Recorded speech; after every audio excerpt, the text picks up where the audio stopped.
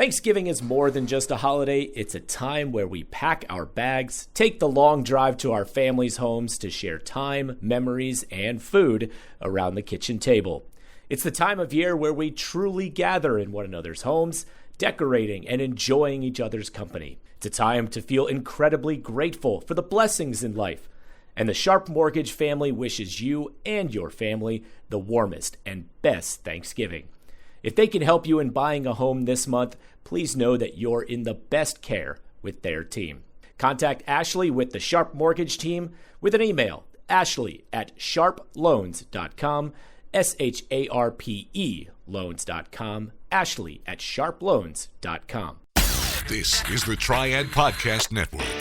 Hi, everyone. Thank you for joining us for another financial episode with our certified financial planner, Jennifer Johnson. She is with Three Magnolias Financial Advisors. They're a local company here in Winston-Salem, right in the heart of the Triad, and we enjoy talking to her about a variety of topics. I realize that this episode is dropping shortly after the election, so you might think, oh, are we going to talk market reaction to the election, yada, yada, yada. No, we're not doing that because we already shared in our last episode what typically happens around the election time. So I'm not even going to get into it. If you're really curious to see how markets tend to react and whether what has happened post-election is a normal thing or an abnormal thing, go listen to our episode from the previous month and you'll learn all about it.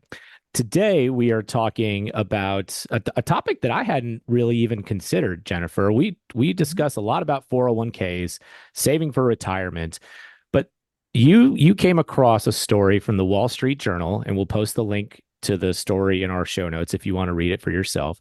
But you came across a story that discusses something that people should consider with their 401k when they're changing jobs. And we had a previous episode where we talked about how people change jobs more so now than they did, decades and decades ago. Right. But people need to maybe pay attention to this to make sure that they're not losing out on potential retirement savings with this. So what can you tell us about this story that you came across? Yeah, I found this to be really interesting, and folks will see the title of it is Changing Jobs Can Put a $300,000 Dent in Your Retirement Savings, which they caught my eye, right? $300,000 is not a small figure. And this is based on some research that Vanguard did with they are a 401k provider. They're not maybe as commonly heard of as like a Fidelity or maybe some other names. Oh. They are a common provider of 401ks. And so they have a lot of access to participant data to draw from. And what they noticed was a change, and this is what we want to talk to folks about as they change jobs, how that disrupts their retirement savings is really what they're focused on here. And I've witnessed that, through my career working with folks on an individual level. And then I also work with some small groups for retirement plans like 401ks or different types of group plans. And so I've noticed that in employee behavior as they change jobs. So I just thought it was interesting. I obviously don't have the access to the data they have to do that calculation. So it caught my attention. Yeah. And I think it's important what you mentioned in terms of where they got the research from, and it's from the Vanguard group. And yeah, maybe you don't see their name across commercials like you do with Fidelity or other major companies, like you said. But when it comes to this particular area of business, 401ks, they're very big. They're one of the more common ones. And so I think we're getting this from a very reliable source, right? I think so. Yeah. I mean, and even if the numbers are off, I think the concepts will certainly apply to people. And I think it's something that people, don't think about. As you said, Adam, and I think we've talked about before, people now, workers entering the workforce, change jobs. They change employers, even if they don't change their actually work they do. They'll change employers several times throughout their career. And a lot of times, and they mentioned in this article, an employee was interviewed as part of it and just shared his story. And I think this is true. You change jobs, there's a lot coming at you, right? You got to sign up for healthcare again. If you want to sign up for other benefits and, other types of insurance, 401k is typically part of that. But I think it can get lost. And especially if there's no one there, if you don't have an advisor or there's not an advisor on that plan, because some large employers don't have an advisor that works with them. They have more of like an HR department and a 1-800 number for a larger provider like a Vanguard or Fidelity or someone like that. And so they can easily not realize the importance of paying attention to what those options are. I think sometimes too, there's a waiting time period, right? Like where you start a new job. For one, you may not be able to even start right away in their benefit. If you are, I think the enrollment process can kind of get lost amongst all the whirlwind of things coming at you. Yeah, I mean, some places have may have like a 90-day, what they might call a probationary period or a waiting period before you're eligible to start contributing to a 401k, whatever the case may be. So what does this revolve around? Because, like you said, that headline will catch your attention. Yeah. Oh, wow, if I change jobs, I could put $300,000 of my retirement at risk. Does this have to do more so with if you change jobs and the 401k plan isn't as good, or does it have to do with something that maybe is within more of your control? Yeah, it's definitely within your control. Typically, what they're focused on is the savings rate, how much you're contributing as an employee to the plan. And I think what they're pointing to here, and they're suggesting it could cost as much as $300,000 over a 4-decade or 40-year career. So they're extrapolating obviously some of what they're seeing there, but they're pointing to a few different things. Like, for example, if you're working at your job, you've got your 401k savings rate, at a certain percentage. Most commonly, I'll see it done as a percentage, right? And so, someone like me has nagged you, right, to every time you get a raise, bump that guy up. And so maybe you've been at your job for several years and, maybe you're doing 8% or 10% or whatever that contribution is to your plan. Well, when you change jobs, you got to sign back up for that, right? And so what they found was that people would typically take a new job because they're going to get, maybe higher pay or, more fulfilling work, perhaps. And they found the savings rate, so that contribution rate that people are electing to contribute to the plan actually drops in spite of seeing an average of a 10% raise. What's going into the 401k actually drops. They're not putting as much in there. Does that make sense? It does. So what you're saying is, let's say in your current job, you're contributing, and I'll just use a round number, you're contributing 10% of Right. your paycheck to your 401k every pay period. So what you're saying is that you go to a new job, you sign up for the 401k, and it might just default you to 3%. That's right. That's a great example, actually, because a lot of plans, two things, I think, for one.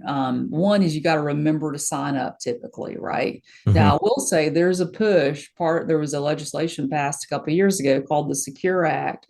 And part of that legislation is really pushing employers to provide for auto enrollment. Which essentially means if you don't elect a certain contribution, they'll default you to something. And the most popular rate is actually what you just mentioned, 3%. And so I think that's what they're mentioning here is that folks, often will go back to that default rate because they're signing up for their HSA and, all these other things, their parking pass and getting set up with IT. And then before you know it, they forgot to enroll in the 401k plan. I think there's a little bit of inertia. There's a little bit of like, okay, if they're going to sign me up automatically, I just won't worry with it, right? I'll just be like, oh, okay, that's done automatically. And what they don't realize is, like in your example, they were doing 10% before, and now all of a sudden, even though they're at a higher pay, they're only doing 3%. At Dewey's, we celebrate every day, but no one celebrates the holidays like we do. Right now, it's the season for sweet treats at any of our 3 Triad area locations. In Winston-Salem at Thruway and Renolda Manor. Plus, one in Greensboro at Friendly Shopping Center. Easy holiday ordering is also available at local.deweys.com. It's also the season for raising sweet dough for your organization. Contact any Dewey store for information on how you can set up your own holiday fundraiser where 50% of the items sold go immediately back to your organization. Plus, holiday stores will be popping up from mid-November until Christmas Eve. In the Triad and beyond, these special holiday shops will assist in raising money for nonprofits, and the locations can be found by visiting Deweys.com starting in November. So make the holidays special for the ones you love and others with Dewey's Bakery, home of free Cake Square Monday all year round. Dewey's, celebrate every day. You're talking about 6-7% difference in your contribution for each pay period. So yeah, I think if you do the math, and we're talking about 4 decades of somebody's career, let's say you're talking 20 years, 30 years that you might be in your new job. That's 6 and 7% difference. That's where we're talking about this dent in your savings, right? I think so. And then what they're suggesting too is they're assuming, people change jobs periodically. So maybe like they change jobs 3 or 4 times, over that 40-year career. And so every time they change jobs, their retirement savings, may take a step back because of something like what we just described. I think it's a couple things. One is like in that example, you're contributing less. And then also you have to pay attention to a lot of 401ks come with a match. Maybe if they default you to a rate that's lower than the match, the amount that would be matched, you're losing the match too. So it can be kind of a double whammy. Yeah. So I got to think in most places, and Vanguard probably a good example, Fidelity probably a good example, and there's other major 401k providers. It's pretty easy to make that change now, isn't it? Oh, I think so. Yeah, I think it's in most plans that I see, it's an online process. A lot of them will have even what they might call an easy enrollment, where it's like literally 3 or 4 clicks, and you're enrolled in that plan. With an automatic escalator every year. Exactly. Yeah. And that's another thing they actually mentioned, is that a lot of times, plans will have that built in, like if you don't change it every year, you go up by 1%. Well, think about like if, you may not have noticed it, but if you've been in your career for 10 years, you may have been contributing 10, 11, 12%, to your plan. And then if you go to another provider, you may start that over. Like it's interesting, like in the data they found, and they studied this between 2015 and 2022. So they really went, a 7-year window, and they tracked almost 55,000 workers. So that's a decent sample, I would think. Of those job changers, 64% got a raise, but only 44% of those maintained or increased their savings with that raise. And a lot of them, I would guess, probably took a step back, like what we just said. Not only did they not increase their savings, they went backward and maybe started over on that escalation process if your plan even allows it. Yeah. So, and there's an illustration in the article that points this out.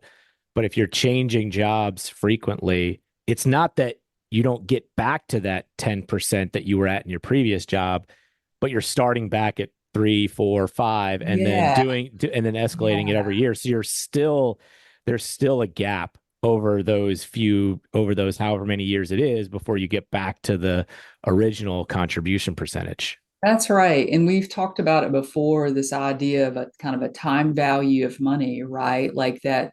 The earlier you start, the sooner you make a contribution. You just give that investment a greater time and a greater opportunity to grow. And so if you're restarting every time you switch jobs, you lose some time, right? I think that's a big part of it, is that your savings rate takes a step back, you lose some time. And it's actually interesting. Well, 2 things that they pointed out. one, if your plan has the auto enrollment, like I described, where they'll default you to, like, for example, you said 3%, that's actually a common amount. If they defaulted you to 3% and you went into that plan, more than half of those workers a year later are still doing 3%. So they've not gone back and increased their contribution in spite of a raise, right? Like we said, most of them left. I mean, and that makes sense, right? You're changing jobs because you're getting you're getting higher compensation typically. And you want that to push your financial situation. You want that to be better right after this raise. That's why you're doing it. And I just think, unfortunately, we may not realize, if you don't pay attention to the 401k or whatever type of plan, your company has, you can lose that. Yeah. And so one of my questions is, how does this happen? Right. And is it just because in a lot of times when you change jobs, you're drinking through a fire hose, you're trying to learn all these different things and you're trying to hit the ground running at a new job, and maybe this just gets ignored? I think that's part of it. Yeah. Like an example there is, if you have to sign up on your own, if the plan doesn't auto enroll you, about 25% of people fail to ever sign up. And I think it's exactly what you 25%? Yeah. Wow.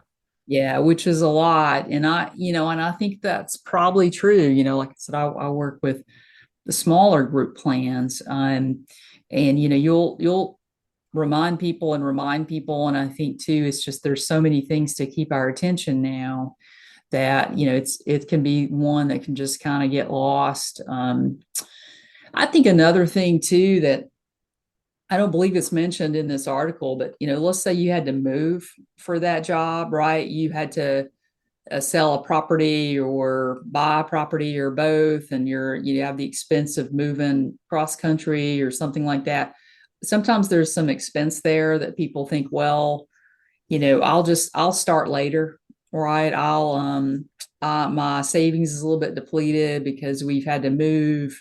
Maybe you've got a spouse or someone with you that is not, has moved with you and they haven't started work yet, or something like that. That would sometimes cause people to say, well, I'll do it later. But we know a lot of times later, that can go a long time before you actually sign up. Yeah. Later turns into being forgotten about sometimes. Yeah. Yeah. Because really, if you think about, like, when you first start a new job, a lot of times that's when you're given all these things to do, be it a paper or an online process. You don't do it then, and then you maybe nobody mentions it to you again. It could easily be a year if you don't have somebody that's really an advocate for the plan inside the company, or an external advisor pushing for you to do that. It's something that it can easily be, like to be forgotten. There's no place like home for the holidays. A place where memories are made. A place where family and friends come together. But what if this holiday season has you looking for a new home? With everything you pile onto your plate this time of year, let the Ginther Group relieve some of that stress and pressure. First of all, they're experts on the local real estate market, and then they'll add personalized guidance to the experience. Let's face it, the holidays are stressful, and the idea of moving during them can be overwhelming. The Ginther Group is here to make the process smooth and even enjoyable. If you're seeking the perfect home for your holidays, then call the Ginther Group now at 336-283-8689 or go to their website at theginthergroup.com. Even if it's not the right time to buy or sell, that's okay. You can still meet with them about your 2025 real estate goals, so you can work with a team you can trust to have you ready when the time is right. That's 336-283-8689. Call the Ginther Group today. And to be clear, a 401k contribution change, and I don't know if other people are like this, but I feel like it could be a common misconception where, 401k is kind of lumped into benefits, right? The overall package of benefits with a company. And a lot of times you can only change your benefits a good chunk of your benefits once a year during your Right, right, during your open enrollment, right? right. Your health coverage, dental, vision, Yeah, right. whatever's offered. You have to make elections every year, and those get locked in for the year. But with 401k, you can change these contributions at any time. Typically, yeah, that's especially now with some of the payroll integration and things that we have, old school plans. Sometimes you could, only change quarterly or something like that. It's most common today. We'll see with pretty much any payroll period, you're able to change that. That, can vary by plan, but I think that's true, Adam. People probably think, well, if I don't enroll during open enrollment, I've missed out or I can't change what I'm putting in there. And typically you can. I know sometimes it's hard to get good information about that depending upon, what type of company you're with and you don't know who to call in HR or like what website to go to. It may take a little bit of energy, but I think if people look at these numbers, you can make an argument, hey, this is really important, I guess is the message I'm trying to share. Okay, so overall, what would be your advice to people that maybe they're in the midst of changing jobs, maybe they're thinking of changing jobs, or they feel pretty confident that they're going to be changing jobs at some point in the future? Well, I think one would be to ask about the retirement benefit at your new job. I think that would maybe be, if possible, even before you make that leap, because in some cases, maybe you have a lower paying job now, but you have a very generous employer contribution to your plan. I think that might be something to consider, one, before you'd even change jobs. Secondly, if you are changing, ask about waiting periods, ask about your company match, ask about when can I enroll? What happens if I don't enroll? Do you default me to something? So just kind of understanding that enrollment process. And I think, know what you're doing now. A lot of times I'll ask people, do you know, what are you contributing to your plan? And a lot of times they don't know because they've been doing whatever for such a long time. They have to sort of dig into the pay stub or look online at their, 401k provider to see their contribution percentage. But, look at what you're doing now and make sure, even with this higher pay, you want to keep your retirement savings on track, because if you don't, that there is a dollar cost to that over time and it can really add up. Yep. And I think the message here is, if you are changing jobs and you're trying to find out if it's the right move for you, there's a lot of questions to ask beyond just what's my salary. Right. Yeah, that's right. And the other thing I'll mention that's not included in here, this is from my personal experience more than anything, and talking with folks. Sometimes you're talking with someone about what retirement savings they have now, or maybe it's a plan that I personally work on. People, they'll change jobs, right? And so I'll say, okay, do you have any other, other plans out there, from where you worked before?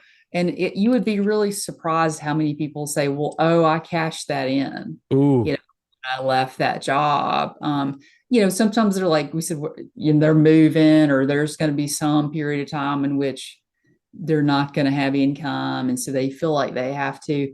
But that's not addressed really in this study. I think it's outside of probably what they were trying to share here. But just from personal experience, like I just think that's. I guess I shouldn't say it's the worst thing you can do. I'm sure it's not the worst thing you can do, but talk about taking your savings, backward. If you've built up a plan and you're not retirement age, and what happens when you leave that job, that's a kind of a trigger where you have some choice, about what you do with your benefit. And most of the time you have that ability to cash it in. And I just always really try to discourage people from doing that. It seems like not a big deal at the time because you're like, it's 10,000 or 5,000 or it's whatever number. And you're like, it's not a big deal. But it is like starting early, like we said, the earnings on that, can be really substantial. And, certainly we're not here to give tax advice, but I think it's safe to say, if you're under retirement age, you cash stuff in, you're typically paying taxes and penalties, on that. And so you end up with not a lot coming out of that many times, but it makes a difference down the road. So I think, that's something I would really, really discourage if that makes sense, maybe something not to do. Yeah, that's a big no-no. And I mean, look, like you said, it's not the worst thing you can do, but absolutely a last resort in terms of what you should do with that bucket of savings. Yeah, where I worked here and then I cashed that one in and then I changed, because each time they do it, it feels like it's not a lot. I think it feels like it's not a lot of money, and there's always a need for money for something, right? At that moment. But I think that's really what puts people, I think, way behind, especially if you start changing jobs a lot and every time you do it, you cash something in. It's even really, I think, worse than probably what this Vanguard study showed. Yeah. Well, this is fascinating stuff, Jennifer. I think this is a very much an overlooked aspect of 401k contributions, and the thing that people think about, or the things that people think about when they change jobs. So hopefully this resonates with anybody who might be close to changing jobs or in the midst of it, or like I said, maybe they feel like they'll be doing it at some point. It's very easy to check on this. Make sure that you are asking the right questions and advocating for the things that you have with your company provided 401k. So, Jennifer, if folks want to talk to you about their own situation, how can they reach you? Yeah, they can check us out online at threemagnoliasfinancialadvisors.com. They can shoot me an email. I'm Jennifer at 3-magnolias.com, or give us a call. We're local. It's 336-701-1600. And if you're thinking about changing jobs or something that you want some advice on, give us a call or shoot us an email. Okay. Jennifer, always informative. Thank you so much for your time, and we'll catch up again next month. All right, thanks, Adam. Securities offered through Private Client Services, member FINRA SIPC. Investment advisory services offered through Three Magnolias Financial Advisors, located at 110 Oakwood Drive, Suite 480, Winston-Salem, North Carolina, 27103. Three Magnolias Financial Advisors and Private Client Services are not affiliated. Private Client Services is under separate ownership from any other named entity. All information is believed to be from reliable sources. However, we make no representation as to its completeness or accuracy. All economic and performance information is historical and not indicative of future results. The market indices discussed are unmanaged. Additional risks are associated with international investing, such as currency fluctuations, political and economic stability, and differences in accounting standards. The views depicted in this material are for information purposes only, and not necessarily those of Private Client Services. They should not be considered specific advice or recommendations for any individual. Neither Private Client Services nor any of its representatives may give legal or tax advice. This is the Triad Podcast Network.